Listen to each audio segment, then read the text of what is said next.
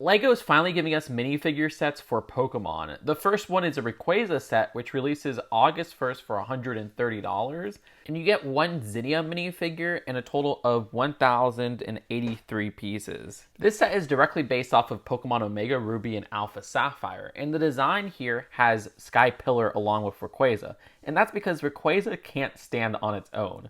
Yeah, it's not only a bit difficult to remove Rayquaza from that Sky Pillar build, you can see that it kind of breaks at points.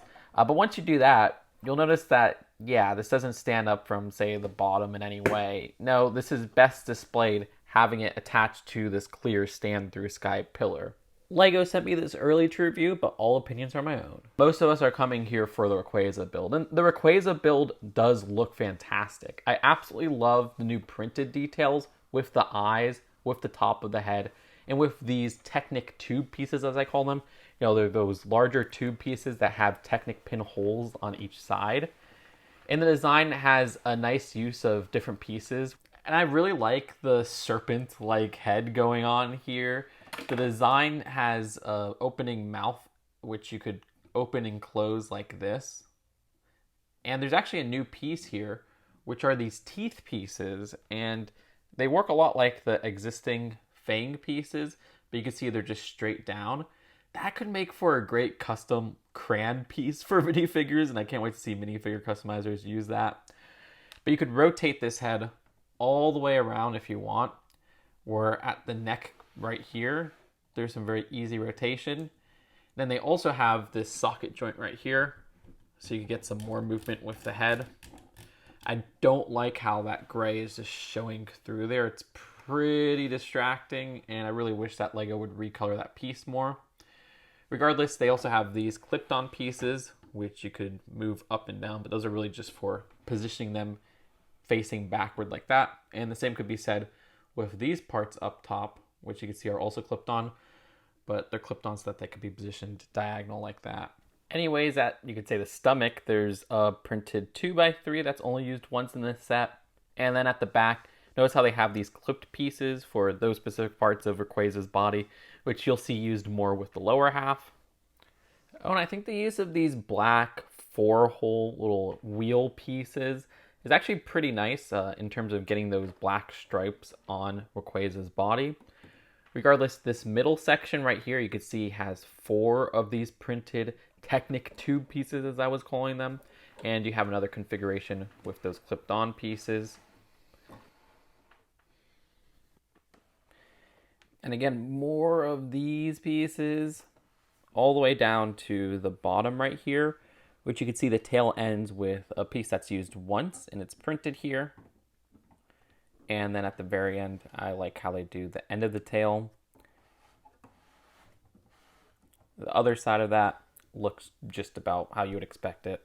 And if you're curious how this looks removed from that stand, you could see that it coils up pretty well. The only thing you'll notice, well, it's kind of hard to notice, is that underneath there's a little open gap for where it fits onto the stand, where that Technic pin connection goes through the stand hole. Other than that, this still looks great on its own. It's just, like I said, you can't really have it stand up on its own. You'd have to have some modification. One thing I noticed with it removed is that the bottom half swishes back and forth very easily, because this part's very loosely connected to the body. In placing Rayquaza back, I'm going to put the tail facing the front, because I just like having it on display more like that. The only thing with putting it that way, you gotta make sure that this part right here is pushed back a bit so that Zinnia's cape doesn't get ruined.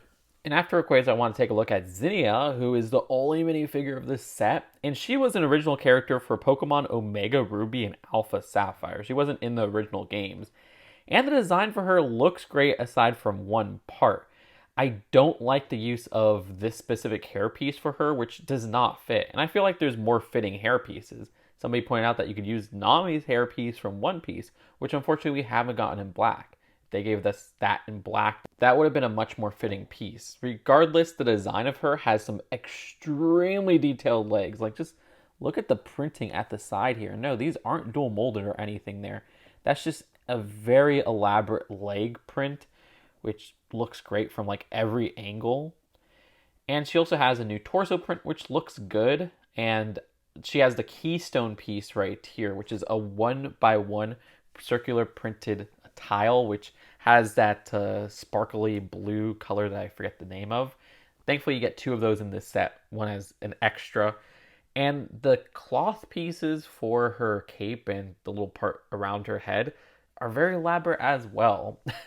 This looks like a certain plant right here. It looks a bit off, but that is accurate to the game. And then I absolutely love her face print, which you could see on one side, she has just a smiling look, and then the other side is extremely expressive. Like, that's just something you could put for laughing minifigures. And if you're curious how the back of her torso looks, it seems like mine got a little bit damaged. I'm not sure if that's picking up, but you could notice some slight scratches right there and right there, so I'm going to have to ask for a replacement there. As for Sky Pillar, like I said, I feel like they put too many pieces in this specific build because I would rather have this part be compromised and have more people be able to get this set. But hey, if you're ready to spend $130, this is a very satisfying build when you have it all put together. Because, again, they went hard. The design here, like I pointed out earlier, has these really elaborate stair designs, which are some of the best looking stairs I've seen from LEGO. And they get the shaping of this triangular look down pretty great, as well as the design for the clouds. Like, these clouds have a great texture to them, of all things. I like the roundness. I like how they have studs not on top technique builds for those. And I like how they have almost like a cartoony style to them. You could see more of the shaping with this side and back build, where they'll even use stuff like those, as I call them, brick pieces or mason brick pieces at the back right there, which they didn't need to go that hard. It does stink that, say, the back part of these clouds right here doesn't look great. Like, I wish that they smoothed the back of those a little bit more so that this would look great to display from all angles, but that's such a small part of the back, it's not too big of a deal when the rest looks so complete. As for that clear stand build, you can notice that it's pretty well hidden within the structure and behind the clouds. And of course it has that hole at the top, which is where you put that one Technic pin through with the Rayquaza design. And this angle looks great as well.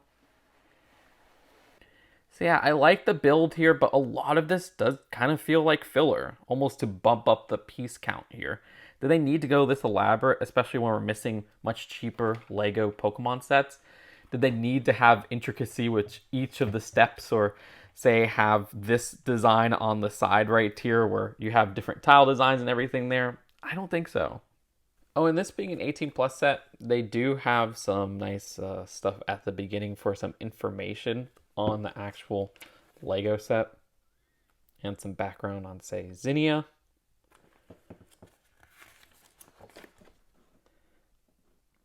Over here, they're even talking about Pokemon lore.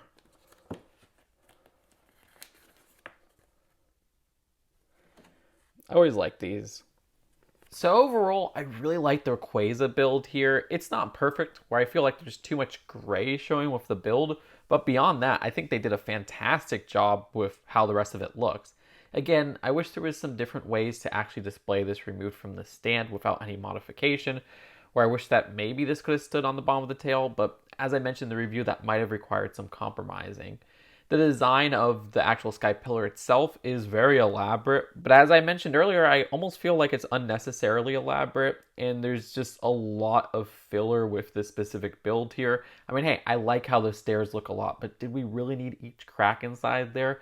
I'm just thinking it from a perspective of, hey, we could have had a much cheaper set, where most of the bags, 2/3 of them, 6 of them out of the 9 bags are for the Sky Pillar build. You could have cut some corners there, or just got rid of most of the build of the Sky Pillar so that we could have a more affordable set. Because these LEGO Pokemon sets that aren't Smart Play are ridiculously expensive. Then again, at $130, especially considering the 1,083 piece count, this could have been something that's $100. It doesn't feel like it's totally worth the price, even if I love that Rayquaza build. I also love the minifigure for Zinnia. The only thing is that her hair looks entirely off, if you ask me. Other than that, they go so hard with the printing here. I especially love the leg printing. So if all things considered, I'd give this a high 6 out of 10. There's a lot I like here, but I feel like the price is not worth it, and there's definitely some flaws, not only in the display of Rayquaza, where we have those grays showing through, but also with the Zinnia minifigure, where, again, that hairpiece just doesn't fit. Let me know if I'm being too hard on this set. Subscribe here for more LEGO Pokemon videos, honest LEGO takes, and I'll see you later. Peace out. Bye.